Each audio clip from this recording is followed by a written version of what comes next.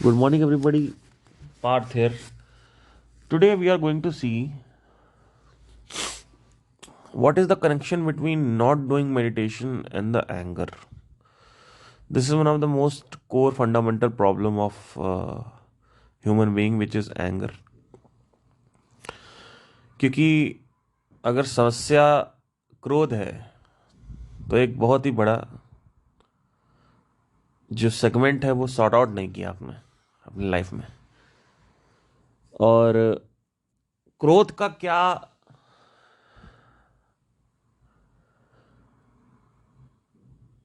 या क्रोध की क्या भूमिका है बिना ध्यान को करे हुए, इसके ऊपर आज हम चर्चा करेंगे। तो let's begin without further time waste. So first of all, let me tell you one thing which is more important than anything, which is one of the stories in my life, जहाँ पे मैंने कई बार ऐसा note किया कि तो जैसे कि मान लीजिए फॉर एग्जांपल अभी कुछ इस साल मतलब जो गया हुआ साल है 2023 में, मैंने मेडिटेशन इतना नहीं किया था, टू बी रियली ऑनेस्ट। मतलब ऑलमोस्ट समझ लीजिए कि महीने में 3-4 बार मेडिटेशन कर रहा था मैं बस, जो कि बहुत कम है। और ये चलता रहा। जनवरी 2023 से जो मेरी समस्या मेन थी वो चालू हुई 2022 से एक्चुअली, और 2 साल हो गए ऑलमोस्ट वो समस्या अभी तक मेरी ख़त्म नहीं हुई।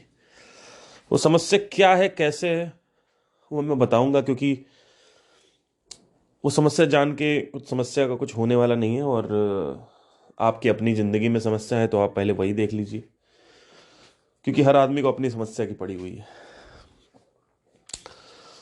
तो अब समझने की कोशिश करते हैं कुछ चीज़ें जो बहुत ज़रूरी और महत्वपूर्ण है। 2023 में मैंने मेडिटेशन नहीं किया तो मैंने देखा कि मेरा जो एंगर था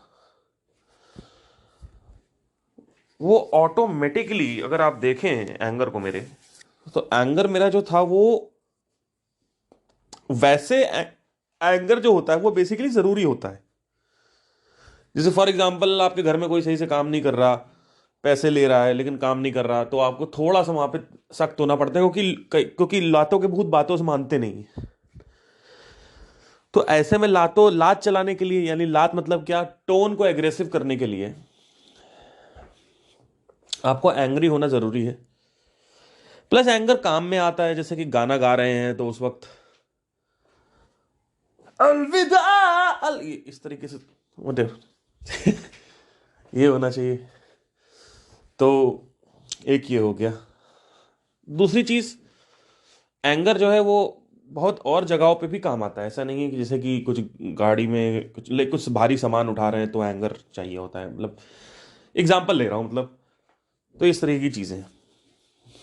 बट अभी मैं आपको कुछ चीज़ें बताऊंगा जिससे आप लोगों को लगेगा हाँ नहीं बात तो सही है।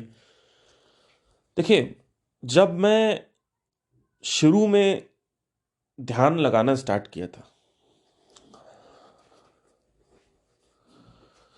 तो उस वक्त भी मेरे अंदर बहुत एंगर था। मतलब एंगर की जो सीमा थी उसकी कोई हद नहीं, बहुत एंगर, हद पार एंगर।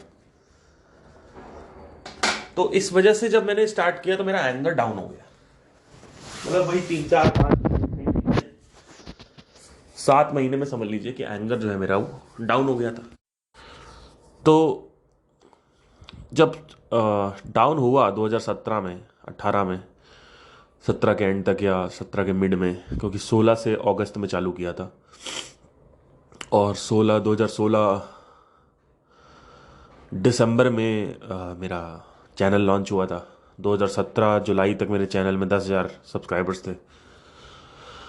तो 18 तक आते आते ऑलमोस्ट 60-70 हज़ार, 90,000 के आसपास सब्सक्राइबर्स हो गए थे। तो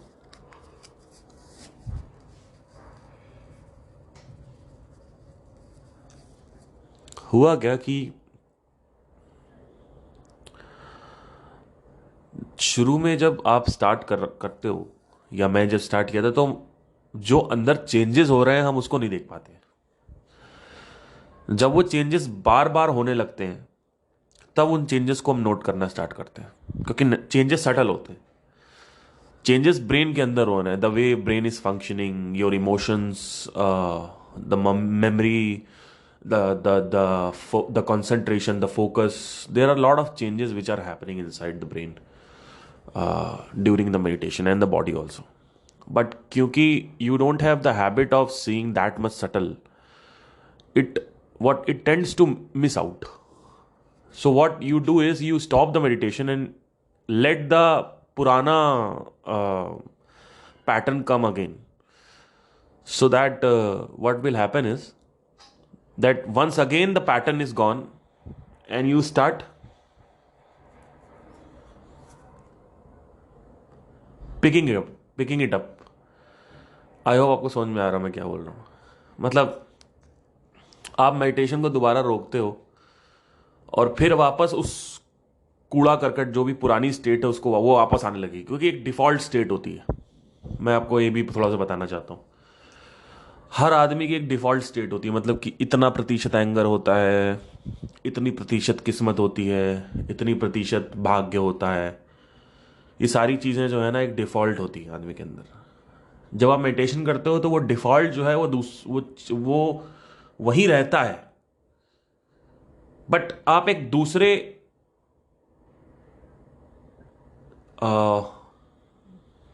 कैसे रखूं इसको वर्ड्स में, दूसरे स्टेट को डेवलप कर लेते हो। मतलब वो डिफ़ॉल्ट का फंक्शनिंग खत्म हो जाती है।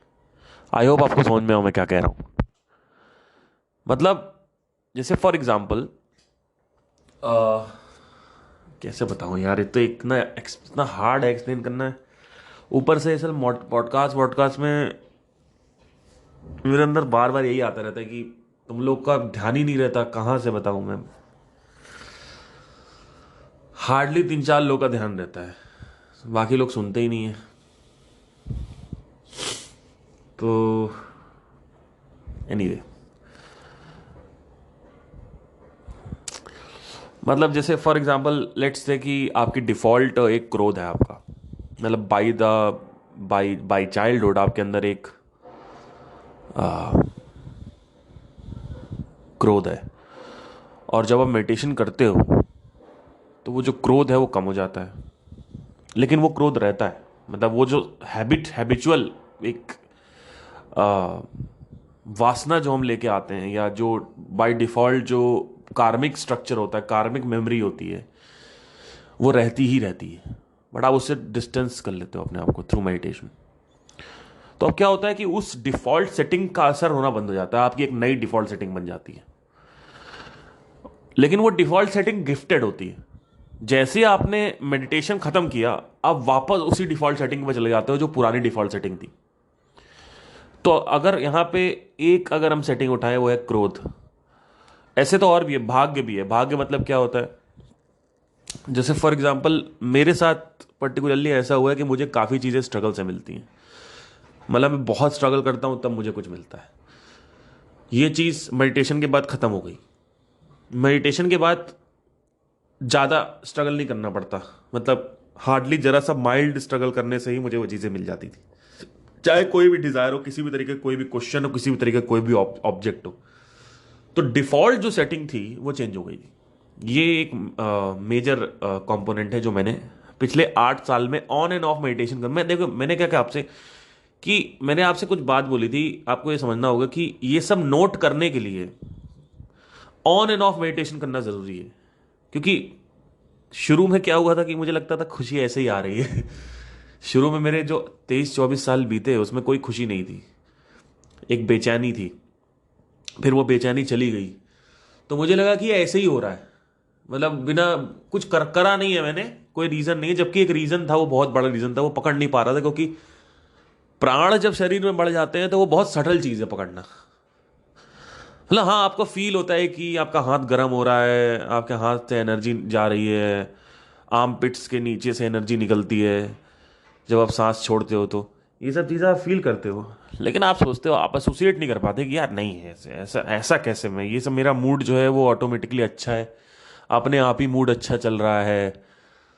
तो ये चीज़ें जो है इसी वजह से एक साधक पकड़ नहीं पाता है। तो होता क्या है, लोग मेडिटेशन पे ब्लेम नहीं देते। लोग एक्चुअली सोचते हैं कि उनका ऑटोमेटिकली भगवान की कृपा है, उनका मूड सही चल रहा है, उनका क्रोध सही चल रहा है, उनका भाग्य अच्छा चल रहा है, सब कुछ अच्छा चल रहा है। ठीक है, तो पहले तो ये समझना है। तो ऑन एंड ऑफ मेडिटेशन करना ज़रूरी है। जब ऑन एंड ऑफ मेडिटेशन आप करते हैं तो समझ लीजिए ज़िंदगी में आपके सुधार आता है। और वो सुधार जो है वो हम सोचते हैं कि ऐसे ही आ रहा है, लेकिन ऑन एंड ऑफ मेडिटेशन करने से वो सुधार आपको डिटेक्ट होने लगता है, कि आपको कॉन्शियस मेमोरी में रजिस्टर होने लगता है वो। ठीक है, तो उसका बोध हो जाता है आपको कि हाँ भाई ये इसी वजह से हुआ है। नहीं तो आधे ज़्यादा लोग तो सोचते हैं ये क्यों हो रहा है, ऐसे ही हो रहा है, फालतू हो रहा है। मैक्सिमम लोग सिर्फ ये पकड़ पाते हैं कि हाँ मैं मेडिटेशन कर रही हूं या कर रहा हूं, और पार्थ सर ने जो स्टेट बताई थी वो स्टेट थोड़ी थोड़ी अचीव हो रही है। तो feel good sensation, feel bad sensation, that's it. ये दो सेंसेशन जो है वही लोगों को फील होती है, which is feel good sensation, कि हाँ मुझे आज अच्छा लग रहा है, बस ये इतना तक लोगों को फील होता है। लेकिन इसके पीछे क्या हो रहा है, क्रोध क्या है, भाग्य कैसे उजागर हो रहा है, ये सब चीजें नहीं समझ। भाग का मतलब क्या है? भाग का मतलब सिंपल है कि कितना कौन स्ट्रगल करता है चीजों को अचीव करने के लिए। दिस इज कॉल्ड भाग्य। ठीक है।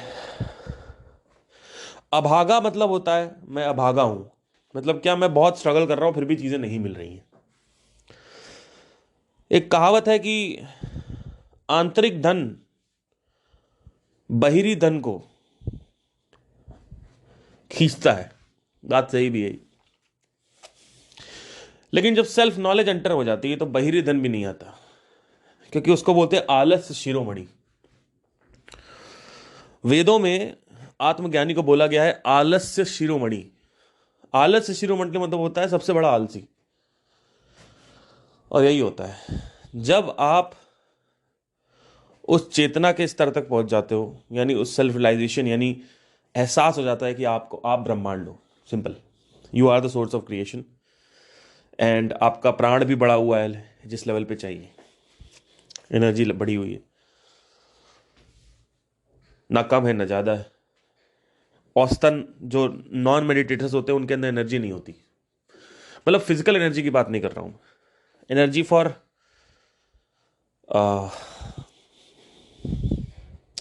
या सो व्हाट हैपन्स इज कि इसको आलस्य शिरोमणि बोलते हैं।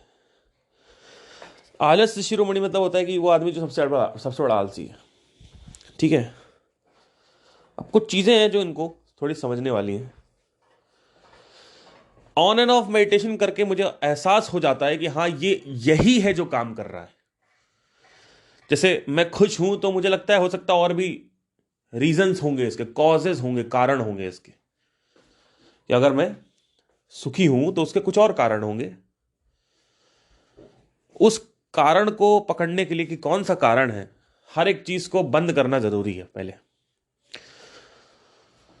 तो सबको सबसे डिस्टेंस हो गए, 4-5 दिन गर्लफ्रेंड से बात नहीं करी, इनसे बात नहीं करी, उनसे, सबसे सबको डिस्कनेक्ट करके देखा, तो देखा नहीं उससे कोई फर्क नहीं पड़ा। तो पता चला कि मेडिटेशन को जब डिस्कनेक्ट किया तो देखा 3 महीने या 1-1.5 महीने बाद, 2 महीने बाद मेरे अंदर वापस जो है वो बेचैनी आने लगी। अब कुछ चीजें जो मैं यहां पे कहूंगा उसको थोड़ा सा लिख लें, समझने की कोशिश करें। नहीं समझेंगे मत समझे, मेरे कोई मतलब नहीं।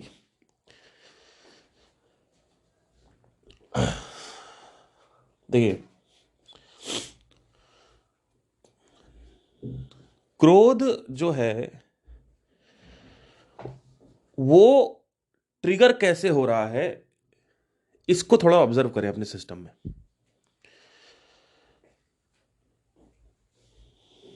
क्रोध की जो कुंजी है, जो चाबी है, जो ट्रिगर है,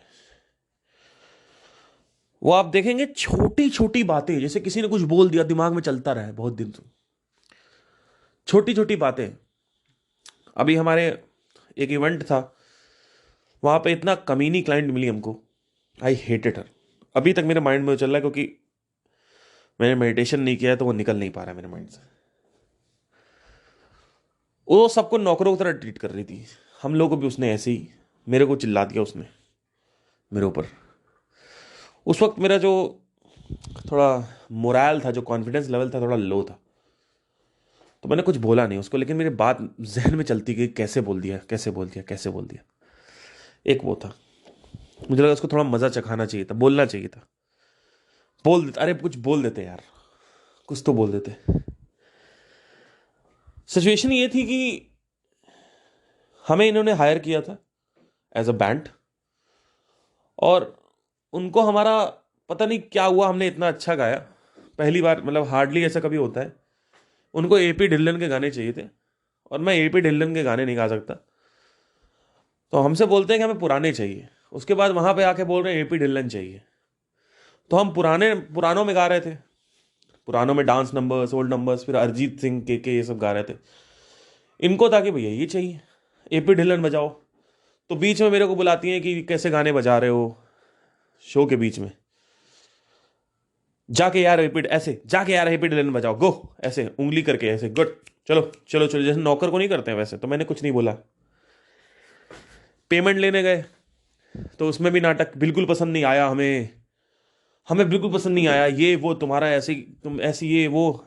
ठीक है, मैंने कहा देखिए हमने गाया है, आपको गाने की चॉइस समझने को कि हम एपी ढिल्लन तो गाते नहीं, और I hate AP Dhillon, sorry, मैं नहीं गा सकता एपी ढिल्लन, तुम गुड़गांव के लोग हो, तुम गाओ, तुम। हाँ, एक जो संगीतकार होगा ना वो नहीं गाएगा, जो रियल संगीतकार होता है ना, वो जो रियल आर्टिस्ट होता है, उसको नहीं पसंद है ये सब लोग, ये गुरु रंधावा के गाने और ये एपी ढिल्लन। गुरु रंधावा तो फिर भी थोड़ा बहुत गा सकते हैं, एपी ढिल्लन के क्या गाएं यार, जिनको स्टेज पे गाने की तमीज नहीं है, उनके गाने क्यों गाएं। तो कोई भी आज के नहरा एरा एरा गहरा नथु गहरा आ जाता है, और उसके बाद किसी का फैन बना लेगा, अपने आप अपना फैन बन जाएगा, फिर कहेगा उससे का, अरे भैया नहीं गा सकते, आर्टिस्ट की भी इज्जत करना सीखे। लेकिन उनको लगता है आर्टिस्ट नौकर है, उनको लगा। तो बोलती है डीजे, आपका डीजे चल रहा है, मैंने कहा डीजे तो 5 बजे मतलब बंद हो गया। उनके हस्बैंड ने बोला बंद हो। अब ये लोग सब नशे में थे, हम लोग कोई नशे में नहीं थे, क्योंकि आपको मैंने बताया मेरा लीवर का प्रॉब्लम है, तो मैं नहीं पी रहा हूँ। तो ये हुआ, ये अभी कुछ दिन पहले की बात है, लाइक 25 दिसंबर की बात है, 25 दिसंबर क्रिसमस की बात है, मतलब ऑलमोस्ट अभी 10-12 दिन हो चुके हैं इस बात को।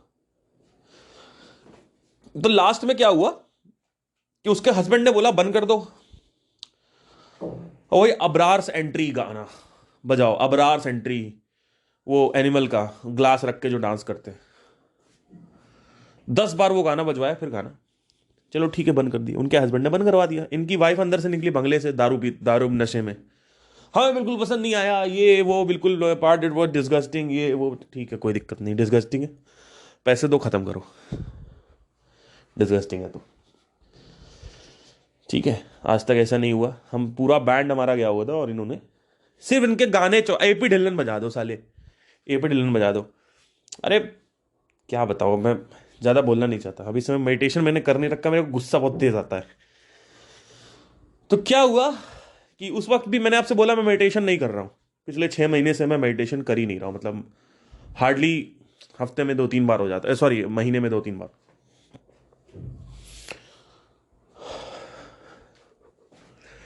तो लास्ट में कहती है कि चलो, ऐसे चुटकी बजा के, चलो गाना प्ले करो। मैंने गाना प्ले नहीं होगा, आपके हस्बैंड ने पैक करवा दिया था। तब तक मैं बैंड के पास आया, बैंड कहता है ये कैसे बात कर रही है, तुम्हें ऐसे ऐसे कौन बात करता है। मैंने कहा क्या बताऊं भाई, मैं शांत था, क्योंकि उस वक्त मेरा मूड थोड़ा शांत था, तो मैंने कुछ बोला ही नहीं। तो मैंने कहा चलो सब चल के बात करते हैं। तो बात हुई, और थोड़ी बहुत बहसबाजी हुई, पैसे वैसे के इश्यूज हो रहे थे, तो वो सब हुए, खत्म हुआ। अब वो मेरे बात दिमाग में चलती रही कि कैसे बोल दिया, कैसे बोल दिया, कैसे बोल दिया, कैसे बोल दिया, ऐसे कैसे बोल सकते, अभी तक चल रही है। ठीक है, तो अब आप बुद्धि से समझाने की कोशिश करते हो मन को कि अरे यार ये तो बहुत छोटी चीज है, बोल दिया, क्लाइंट में होता रहता है, बिजनेस में होता रहता है ये सब।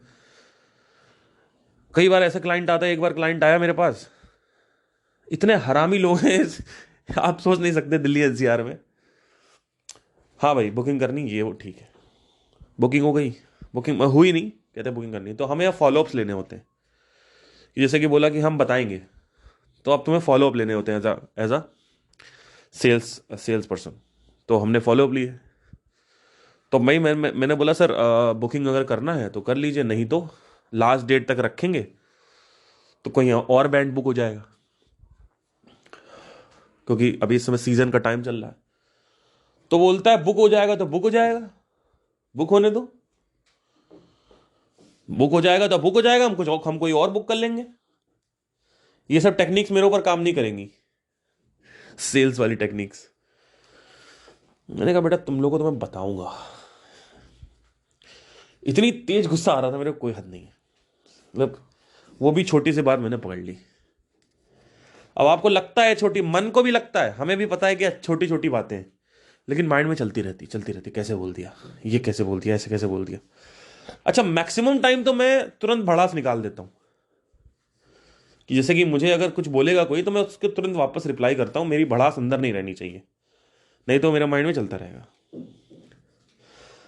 अब ये चीजें क्या है कि ऑन मेडिटेशन नहीं होती है, जैसे ऑफ मेडिटेशन जो होती है, ऑन मेडिटेशन नहीं होती। तो अभी ऑफ मेडिटेशन चला, मतलब मेडिटेशन का टाइम जो है बंद कर रखा है। तो अब छोटी छोटी जो चीजें हैं, कोई किसी ने कुछ कर दिया एंगर। अब रिसेंटली क्या हुआ, अपने कीबोर्डिस्ट की बात बताता हूं आपको। तो मैं और मेरा कीबोर्डिस्ट काफी क्लोज है, बैंड में थे, अब नहीं। क्यों बताता हूं। क्या हुआ कि इसका ब्रेकअप हुआ, तो इसको मैंने हेल्प करी, बहुत हेल्प करी कि भाई चलो कोई इशू नहीं। तो कहता भैया आप कोई हेल्प नहीं करता, आपने हेल्प कर दिया, बहुत अच्छे, मतलब मैं याद रखूंगा। ठीक है, उस वक्त तो मुझे ज़रूरत नहीं थी कुछ किसी की। उसके बाद इनके घर में किसी बुआ जी का खून था, तो वो चढ़ाने जाना था। तो बोलते हैं आप दोनों चले चलो, एक ये उसका और एक तीन और दोस्त थे। तो मैंने कहा चलो ठीक है मैं चलता हूँ।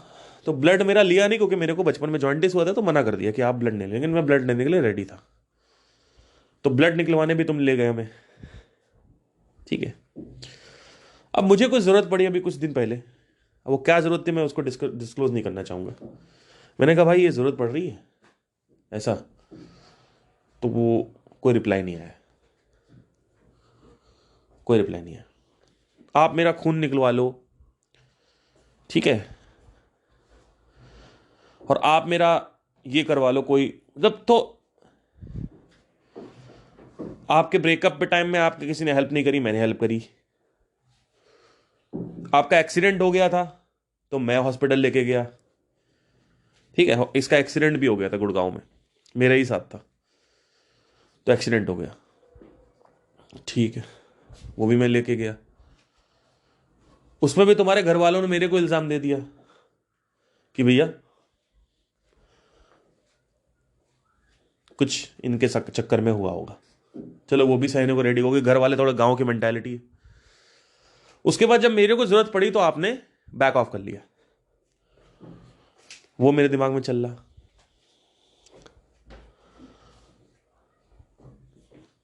अब वो कम से कम इतना चला कि मेरी लड़ाई ही हो गई, मैंने लड़ाई करना चालू कर दिया उससे।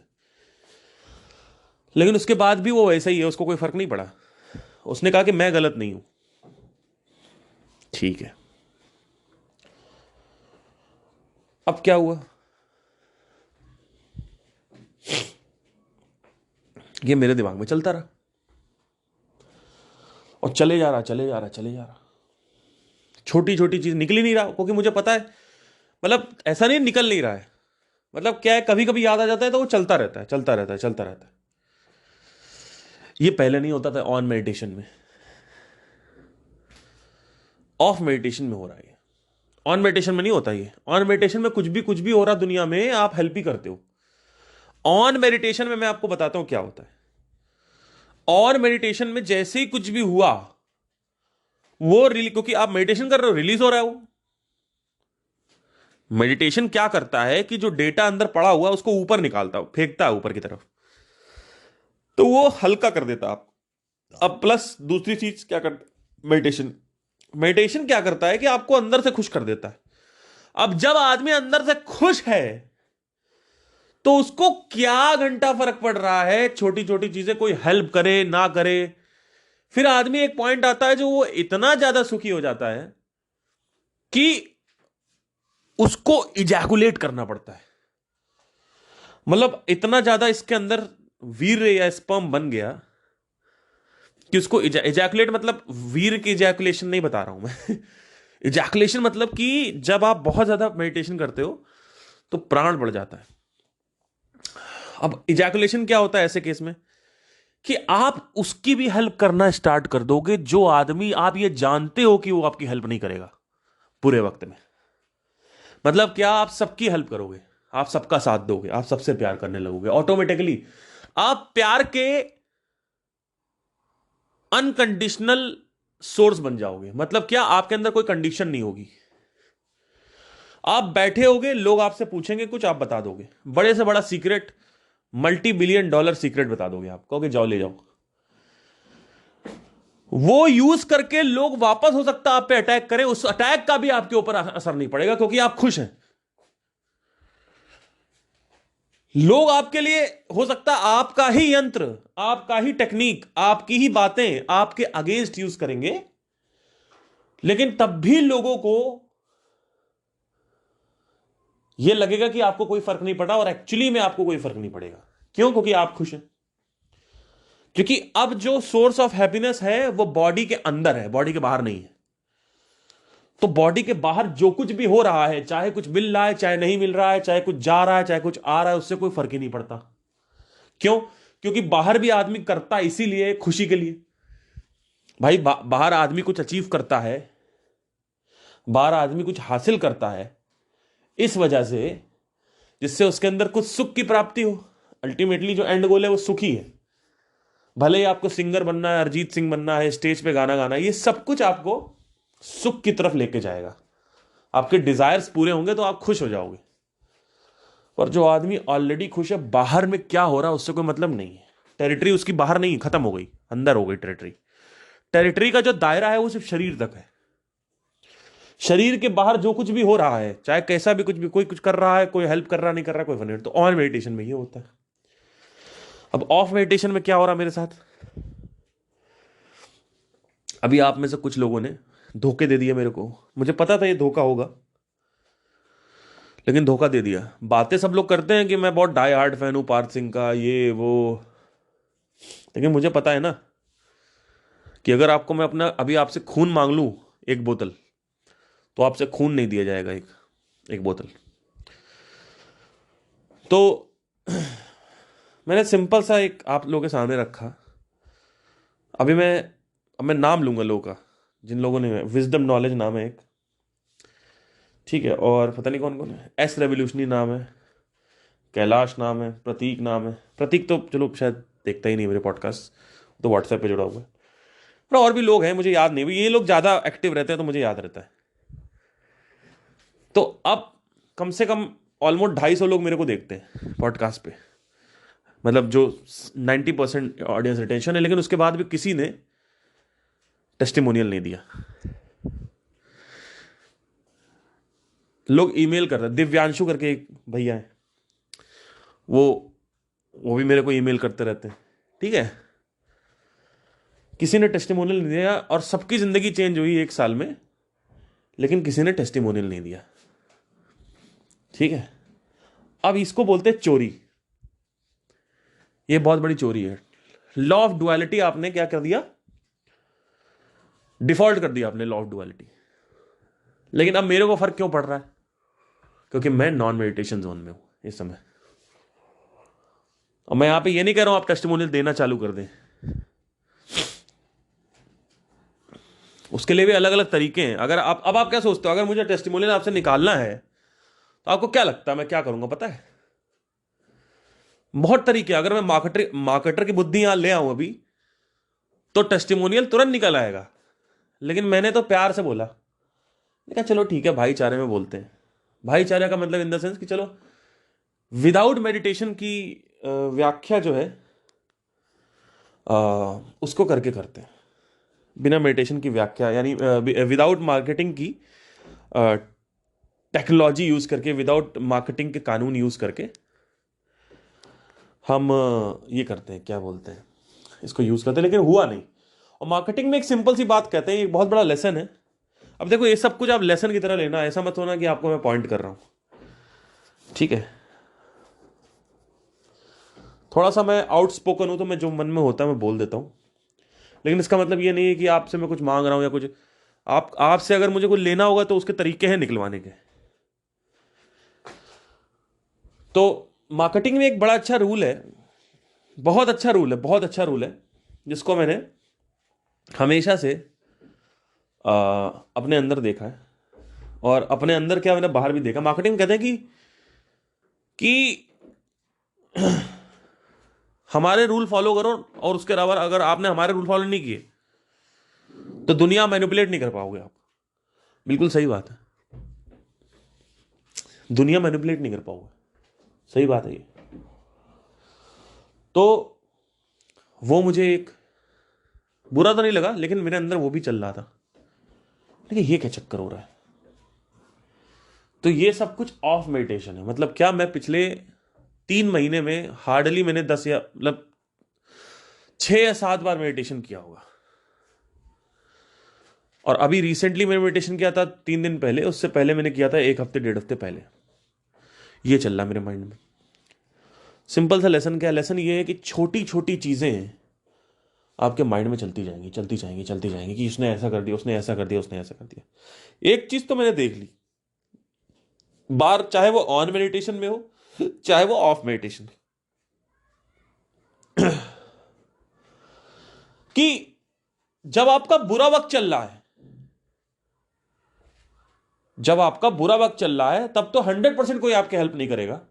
150% आपका परम मित्र आपका साथ छोड़ देगा, 150% आपकी प्रेमिका आपका साथ छोड़ देगी, और 90% चांसेस है कि आपके पेरेंट्स भी आपका साथ छोड़ देंगे। 10% पेरेंट्स ऐसे होते हैं जिन साथ नहीं छोड़ते। मेरे पेरेंट्स ऐसे ही हैं, पेरेंट्स कभी साथ नहीं छोड़ते, ये मैंने हमेशा देखा है। लेकिन वो भी एक लेवल तक ही हेल्प कर सकते हैं, ठीक है। अगर आपका ब्रेकअप हो रखा तो उसमें पेरेंट्स क्या हेल्प करेंगे, ठीक है। तो हमेशा ध्यान में रखिए, एक तो ये जो मैंने बोला कि बुरा वक्त चल रहा है, तो पराये जितने भी पराये हैं, जितने भी पराये हैं, वो कभी आपकी हेल्प नहीं करेंगे। पराये मतलब जो नॉन फैमिली मेंबर्स है, नॉन फैमिली में रिश्तेदार आ गए, आपके दोस्त आ गए, आपकी प्रेमिका भी आ गई, आपकी पत्नी भी आ गई। पत्नी भी छोड़ देती है। अगर आपके पास पैसा नहीं है, अगर आपके जिम्मेदारी नहीं निभा रहे हो, अपना बच्चा लेके चली जाएगी मायके, वो कहेगी इस आदमी के साथ रहने वाला नहीं है, ये आदमी घर के रेंट नहीं निकाल पा रहा, ये आदमी खाने पीने की चीजें नहीं निकाल पा, इस आदमी क्या रहना है। मां नहीं छोड़ती साथ, मां और बाप दोनों साथ नहीं छोड़ेंगे आपका। तो इसका मतलब यह भी नहीं है कि मां बाप के साथ बैठो, क्योंकि मां बाप तो कितने आए और कितने गए। पर इसका मतलब यह भी नहीं कि तुम उनको मारो पीटो, घर से निकाल दो, वृद्धाश्रम में छोड़ाओ, यह भी नहीं है। दुनिया से अगर आपको अलग होना है, अगर आपको मोक्ष प्राप्ति चाहिए या लिबरेशन चाहिए, तो मां बाप का जो आंगन है वो छोड़ने के लिए तैयार रहो, अकेले रहना चालू करो। कि अगर आप जंगल में बैठे हो तो आपको पता मम्मा मम्मा कर रहे हो, 40 साल के हो गए मम्मा मम्मा कर रहे हो, 30 साल के हो गए मम्मा मम्मा कर रहे हो। ऑल दो वैसे वो सब तो मैं त्याग चुका हूं। तो पॉइंट ये है कि जब आपका बुरा वक्त चलता है तो आपको हेल्प नहीं करता, और जब आपका अच्छा वक्त चलता है, जब आपका अच्छा वक्त चलता है दोस्तों, तब हमेशा याद रखिए, तब ऐसा लगेगा कि यह आदमी मेरे लिए जान दे देगा।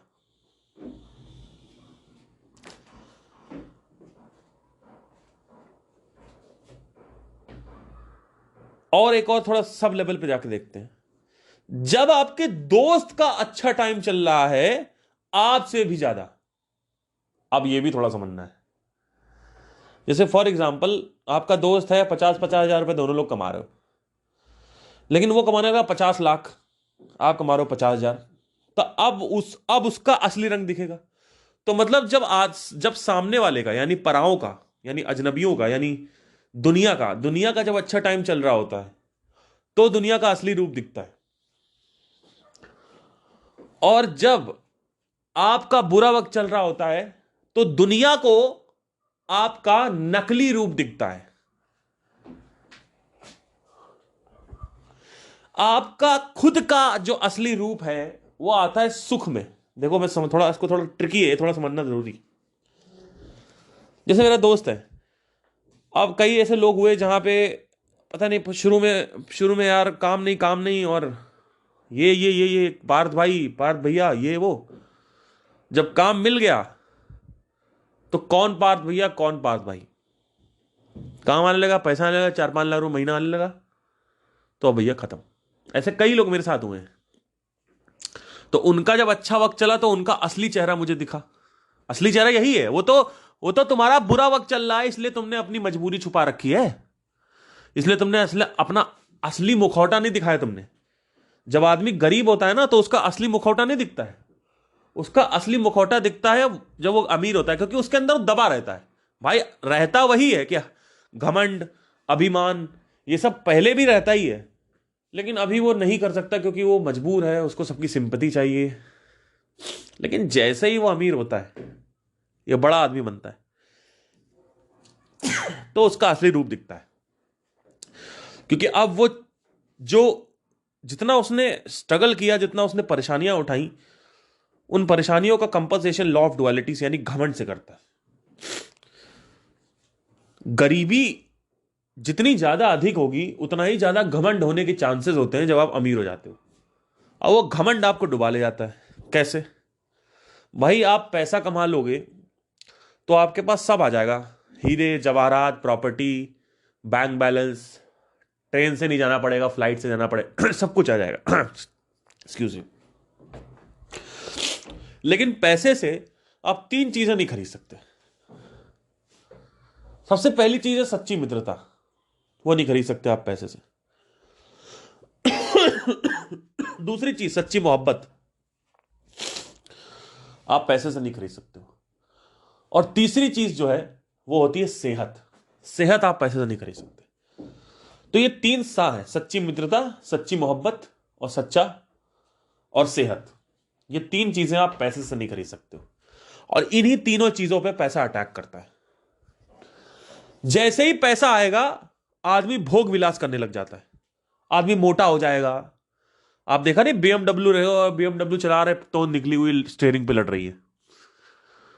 आदमी वैश्यागर्दी करने लगता है, नेपाली रशियन बुलाएगा घर पे, तो वो HIV का संक्रमण आ जाएगा आपके जीवन में। तो एक बार HIV आया तो तुम दुनिया के सारा पैसा लगा लो तब भी नहीं निकाल पाओगे HIV अपने अंदर से। नंबर 2, खाने पीने में ज्यादा बढ़ा दोगे तो कैंसर हो जाएगा या फिर कुछ प्रॉब्लम हो जाएगी। तो उससे क्या होगा कि आप अपनी जो हेल्थ है वो नहीं रिस्टोर कर पाओगे। हेल्थ चली गई तो ये सारा पैसा जो है, चाहे अगर आप बुखार में भी हो तो भी पैसे का जो सुख है वो नहीं अंदर आ पाता, फिर दुखी दुख है, याद रखना हमेशा। तो सेहत नहीं खरीद पाएगा आदमी पैसे से। लेकिन आदमी जो ये सोच के पैसा कमाता है कि हम बस एक बार अमीर हो जाए, एक बार अमीर हो जाए हम सब खरीद लेंगे, सब नहीं खरीद सकते। इनफैक्ट आप कुछ भी नहीं खरीद सकते हो सिवाय कुछ इंद्रिय सुखों के अलावा, आप कुछ नहीं खरीद सकते। बहुत और भी चीजें हैं, तो 3 मेजर चीजें बता रहा हूं मैं। अब क्या होता है, जैसे ही पैसा आता है दूसरे नंबर पे अटैक होता है। दूसरा नंबर क्या है? सच्ची मोहब्बत। जब पैसा नहीं होता तो आदमी उसी लड़की के साथ रहता है जो लड़की अवेलेबल है, और जब पैसा हो जाता है तो आदमी उसके साथ होता है जो लड़की देखने में आकर्षित है, उसकी तरफ आकर्षण, क्योंकि अब पैसा आ गया तो अब सारी लड़कियां जो है उसकी तरफ खिंच जाएंगी। आपने ऐसे बहुत सारे केसेस देखे होंगे कि गरीब थे तो वो लड़की साथ थी, अमीर हो गए तो लड़की छोड़ दी, तलाक ले लिया, आपने सेलिब्रिटीज को देखा होगा कि तलाक ले लिया और इसके साथ हो गए, किसी और के साथ चले गए। ऐसे US में मैंने बहुत देखा है, बहुत केसेस ऐसे देखे हैं कि जब कुछ नहीं था तब वही लड़की थी, और उसका जब कुछ हो गया, जैसे अभी नवाजुद्दीन सिद्दीकी का अगर आप देख लें, आप अगर हिमेश रेशमिया का अगर आप देख लें, तो इन सब का यही हुआ है अगर आप देखें तो आगे चल के। क्योंकि गरीबी में तो भैया वही अकेली है, वो तो आपके साथ दे दिया, लेकिन जैसे अमीरियत हुई अब सारे लोग आपके साथ जुड़ गए। लेकिन चूतिए इतने खतरनाक हैं ये लोग, इतने बड़े चूतिए हैं जिसकी कोई हद नहीं है। अरे भाई, जो लड़की गरीबी में तुम्हारे साथ है उसको तुमने छोड़ दिया, यानी तुमने हीरा जवाहरात छोड़ दिया, तुमने हीरा छोड़ दिया, तुमने पता नहीं डायमंड्स छोड़ दिया, तुमने सोना छोड़ दिया, और उसके बाद अमीरियत आ गई, अब तुमने किसी और को पकड़ लिया। अरे भैया, अमीरियत जाते ही वो तुम्हें छोड़ देंगे, फिर कहां रहोगे? वो तो खत्म हो गया, अब तो कोई है ही नहीं, अब वो लड़की वापस नहीं आने वाली, पुरानी वाली वो भी चली गई। तो लोगों को लगता है कि हम जब पैसा कमाएंगे ना तो हमारे पास सब कुछ आ जाएगा। सब कुछ नहीं आता है, याद रखिएगा ये चीज। अब तीसरी अटैक जो होता है वो होता है सच्ची मित्रता पे।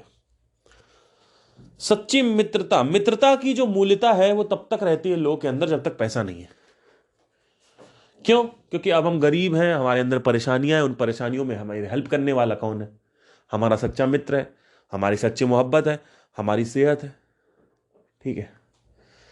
लेकिन जब आदमी पैसा कमा लेता है उसको लगता है कि अब हमने पैसा कमा लिया तो हम ये तीनों भी खरीद लेंगे, जबकि ये तीनों आप कभी नहीं खरीद सकते, आप कभी खरीद ही नहीं पाओगे जिंदगी में। तो अब आपने सच्चे मित्र को छोड़ दिया, अब आपने नए मित्र ढूंढ लिए। अब वो नए मित्र तब तक मित्र हैं आपके जब तक आपके पास पैसा है। इनफैक्ट वो भी पैसा है भी तो भी वो मेजर कोई प्रॉब्लम आ गई आपकी जिंदगी में, एक्सीडेंट हो गया, तो वो नहीं आएंगे। कुछ ऐसा हो गया जहां पे उनको, तो वो नहीं आएंगे, they will not help you. मैंने आपसे शुरू से एक बात बोली है कि इस दुनिया में हीरे कम है, मेटल्स बहुत है। ऐसे ही मित्रता में भी होता है, बहुत कम ऐसे लोग होते हैं जो आपके मित्र होते हैं, लेकिन उनको लोग छोड़ देते हैं। क्योंकि हीरे की परख जो है वो जौहरी जानता है, और जौहरी कौन है? वो जो आत्मज्ञानी है, वो जो दुनिया को सैटेलाइट पॉइंट ऑफ व्यू से देखता है, वो जो ब्रह्मांड में नहीं है पर ब्रह्मांड उसके सामने है। वही आदमी वो है जो आदमी समझ पाएगा, क्योंकि उसके लिए कोई चीज मूल्यवान नहीं है, सब मूल्यहीन है। हर चीज का अर्थहीनता है उसके सामने। तो कोई चीज उसके दिमाग के ऊपर नहीं चढ़ती, सर के ऊपर नहीं चढ़ेगी वो। नहीं तो हर चीज सर के ऊपर बैठ के मोतती है लोगों के। सफलता सर के ऊपर चढ़ जाएगी, पैसा चढ़ जाएगा, औरत सुंदर है तो वो चढ़ जाएगा, पद प्रतिष्ठा सम्मान समृद्धि यश ये सब चढ़ जाएगा, पावर चढ़ जाएगी, ये चढ़ जाएगा, सब बैठ के ऊपर से मूतेगा। और ये सारी चीजें जो ऊपर से यूरिन करती है, पेशाब करती है, ये आपकी सेहत को, आपकी सच्ची मित्रता को और आपकी सच्ची मोहब्बत को नहीं ला पाएगी। लेकिन आपको ऐसा लगता है कि ये सब ना होने के बावजूद भी मैं खुश रहूंगा, और आप इसी काल्पनिक दुनिया में, इसी झूठी और छलावे में आप जीते रहते हो। इस झूठ और इसी छलावे में, इस असत्य में आप जीते हो कि बस एक बार ये हो जाए तो अब सब मेरे पास हो जाएगा। ऐसा कुछ नहीं है।